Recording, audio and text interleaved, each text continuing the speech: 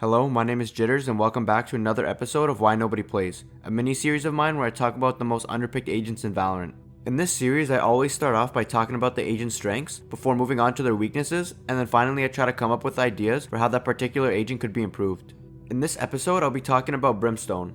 Quick disclaimer before I start, I've noticed a few people mention this in the comments, but I wanted to make sure that it was clear that this series is inspired by another YouTuber of ours. He has a similar series where he talks about the least played champions in League of Legends, and if you enjoy my series and play League yourself, I highly recommend you check out his channel as well. So now that we got that out of the way, let's get into the video. Brim is a very weird case.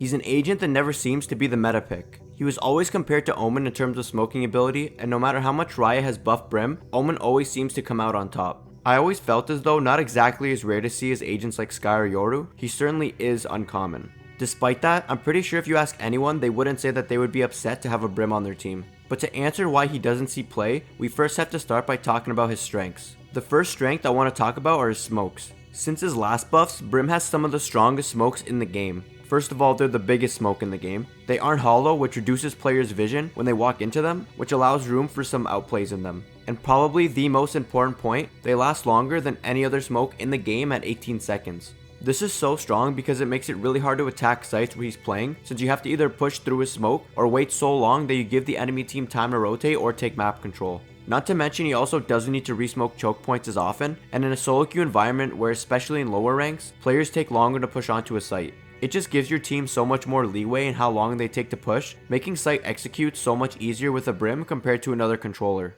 Brim's second strength is that he's easy to pick up. He's definitely the easiest controller to pick up. If someone was new to the game and wanted to learn how to play controller, I would tell them to try out Brim. His kit is very straightforward and it's easy to understand how to use. He has the easiest smokes to use with his iPad and the ability to just point and click and then drop them all at once. His molly's pretty simple, shoot it in corners you think enemies might be hiding, shoot it at a choke point to slow enemy pushes, shoot it at the bomb for post plants, etc. Uses ult to stop plants or diffuses. And a stim pack can just be thrown on the ground when your team pushes and it will probably provide your team some value. Compare that to Omen. A new player might struggle using his smokes for the first time. They would probably be able to understand his flash right away, but most new players probably won't have any idea how to use his TPs or his ult. So right away, a new player on Brim can at least understand how to get some value with all of his abilities, compared to only being able to use half of Omen's kit at the same level when they first pick him up. The reason being easy is so important is because of two reasons. When players pick their main, they want to feel like they're having an impact on the game to win. An agent that's easier to play will allow players to feel like they're having more of an impact when they first pick them up, and thus more likely to choose that agent as their main. Secondly, if a player is forced to fill and they've never played controller before, they would most likely want to pick the easiest agent of that class that could still get the job done in order to have the best chances of winning that game.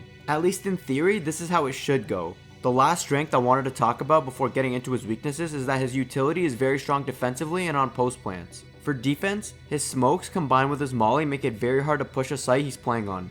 They also buy his team a lot of time to rotate to help. Combined with his ultimate, he's able to stop teams from planting the bomb, either getting a free kill on a planter or allowing his team to capitalize on the chaos and kill enemies trying to escape the ult range. For post plant, Brim has his molly and his ultimate.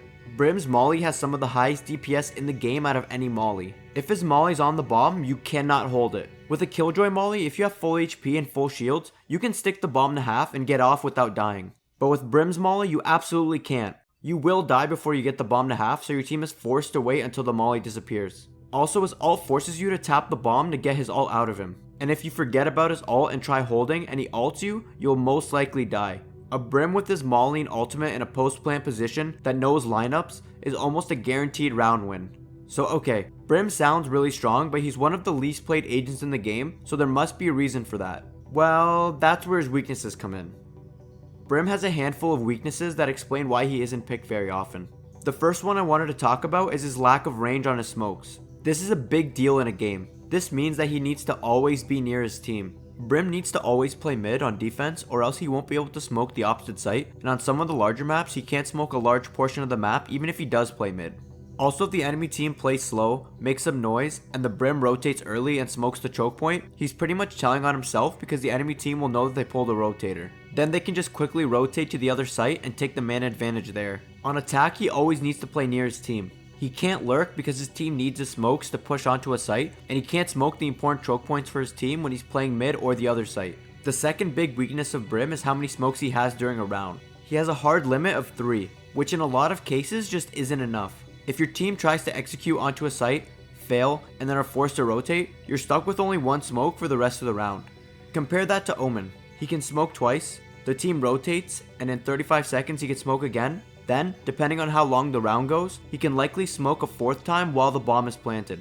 Even a controller like Astra can theoretically smoke 5 times in a round if she really wants to. So I think that his lack of longevity in a round is a big reason why Brim doesn't hold up compared to the other controllers in the game. The final point I wanted to bring up is Brim's low skill ceiling relative to the other controllers. When mastered, agents like Omen, Astra, and Viper just have much higher potential. A lot of players like to feel they're progressing in the game, and I think at some point every player that plays Brim feels like they outgrow the agent and want to move on to a more difficult controller with more potential. The problem is that Brim is almost like a starter agent made to be easy to teach you the game. Kind of like riding a bike with training wheels. But at some point you're going to want to take those training wheels off so you can get onto a faster bike. The big problem with Brim is that he isn't really designed to be played at higher levels of the game. He's there to give players an agent that can make it easy for them to transition into playing the controller role before moving on to more difficult and rewarding agents.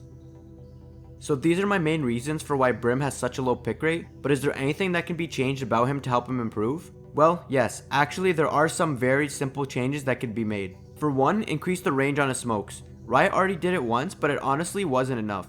On maps like Split and Ascent, he can get by, but as new maps that are coming out seem to just keep getting bigger, he just can't smoke them properly at all, causing him to be pretty much completely unplayable.